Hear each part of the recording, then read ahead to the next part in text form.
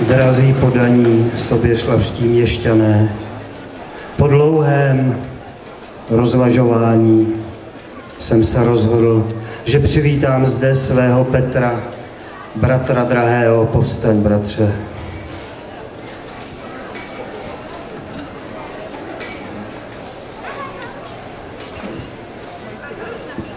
Nemohu nevzpomenout naši drahou matku Anu a našeho drahého otce Jošta.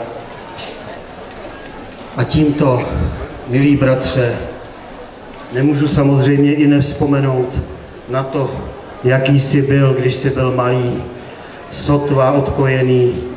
Po poradě s naší drahou rodinou jsem se rozhodl, že ti zde, toto krásné město, tuto část našeho drahého panství věnuji a jmenuji tě jeho vladařem a tudíž jeho spoluvládcem a spravovatelem.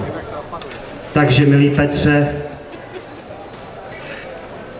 buď pilný správce tohoto města a celého panství, dbej našich zásad a buď laskav ke svým poddaným.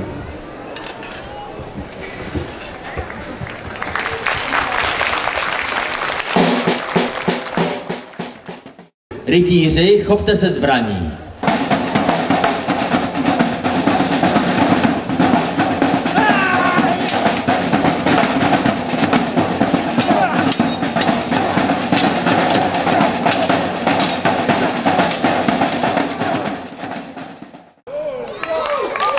Bravo!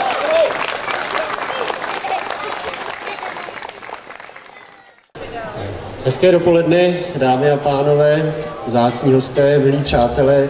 Chtěl bych vás přivítat při letošním zahájení našich městských slavností. Podle účasti vidím, že městské slavnosti mají úspěch a doufám, že si užijete ten dnešní program. Já bych na úvod ještě chtěl mezi námi přivítat vzácné hosty z našeho partnerského města Sabinov ve Slovenské republice v čele s primátorem inženýrem Petrem Molčanem.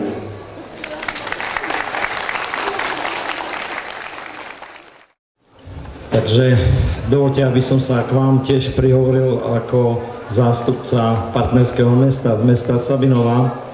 A ja si myslím, že máte si čo pripomínať, pretože tie osobnosti, ako sú tu bratia Petr Vok a Vilém z Rožmberku, tak to dali pečať, významnú pečať tomuto mestu a potom ďalší rozvoj. Prajem vám príjemné prežitie dnešných slávností, ale aj samozrejme krásne ďalšie dni. Pekný deň vám prajem. Děkujem panu primátorovi ze Sabinova.